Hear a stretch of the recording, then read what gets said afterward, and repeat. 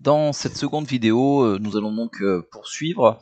Donc nous étions arrêtés dans la vidéo précédente sur le calcul des durées, donc je vous en ai mis un pour exemple. Bien sûr, en fonction de ce que vous allez avoir calculé la partie présente, vous n'aurez pas la même chose, hein. Donc pour le lot gros œuvre, moi j'avais trouvé un ratio de 0,6 jours par mètre carré, multiplié par la surface habitable donc de mes 23 logements, et ce qui me donnait une durée en jours de 85,28. On va arrondir toutes nos durées à la semaine, on va faire un planning à la semaine, ça sera largement suffisant. Alors juste pour information, cette petite partie en rouge, eh bien la grande différence, vous l'aurez constaté quand vous aurez bien fait les différences, hein, c'est que nous avons ici une couverture de type toiture terrasse, alors que précédemment on avait des couvertures en tuiles. Donc il n'y a plus de l'eau couverture, mais néanmoins ça fait un plancher en plus pour le gros œuvre. Donc j'ai considéré qu'une partie de ce temps, donc 10 jours de la couverture, eh bien je les mettais sur le gros œuvre et je mettrai pour la partie étanchéité, j'utiliserai le reste de la durée de la couverture du projet précédent, ce qui fait un total, donc pour ma part, hein, bien sûr, en fonction de vos hypothèses, vous n'aurez peut-être pas la même chose, de 19 semaines pour le gros œuvre. On retrouve ici espace vert, hein, dont on avait calculé le ratio précédemment, et que je vous laisse recalculer. Donc effectivement, on avait pris deux durées forfaitaires de 15 jours au début, ensuite une valeur en fonction du nombre de logements, donc ici comme on a 23 logements, ça va augmenter un petit peu la durée, plus 20 jours qu'on avait pris de manière forfaitaire, voilà, ce qui donne une certaine durée. Et on peut détailler, hein, pour les espaces verts si on veut séparer comme ceci. Bon, je vous laisse cogiter et essayer de me trouver la meilleure solution possible. Voilà, une fois que vous aurez toutes ces durées et toutes ces contraintes, ce que j'aimerais que vous me fassiez, enfin ce que vous devez faire, c'est commencer à me faire sur brouillon, eh bien, un planning de ce type-là, vous voyez. Donc au brouillon, hein, la mise au propre sera faite sur Excel ou sur Microsoft Project, suivant comment vous vous sentez à l'aise. Mais pour le moment, donc, voilà ce que nous avons à faire, hein.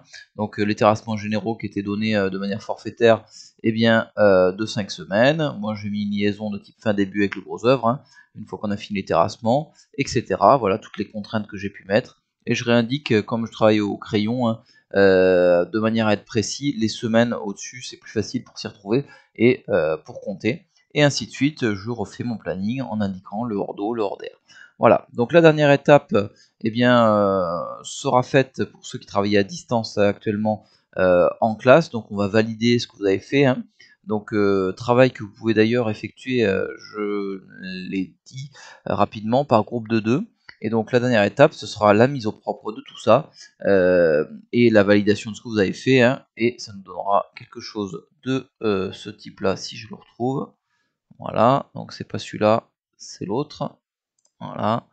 Et donc vous obtiendrez un planning comme ça, tout beau, tout propre, avec des durées en semaine, hein. Là je l'ai fait avec le logiciel Microsoft Project, mais voilà, avec les contraintes que j'ai pu calculer en fonction de la date de départ, et donc calculer la durée de mon planning global, et vérifier que l'on rentre dans le temps qui nous est imposé. Voilà, voilà. Donc ça, c'est à faire quand on se retrouvera. Donc ce que j'aimerais en travail à distance pour le groupe donc de ce lundi, hein, du lundi 4 janvier, c'est d'arriver à un premier planning au crayon avec des contraintes, des liaisons, des durées, voilà, et qu'on puisse en discuter. Donc travail qui peut être fait par groupe de 2, hein, je le redis, et que l'on validera à votre retour la semaine prochaine. Voilà, bon courage à tous et j'espère que cette vidéo vous aura bien aidé dans ce travail-là et vous permettra de faire une ébauche de planning qui soit relativement juste. Donc tous les documents réponses devront être complétés ainsi que cette ébauche de planning sur le document que je vous ai fourni. Voilà, n'hésitez pas si vous avez des questions, hein, à revenir vers moi pour eh bien poser vos questions.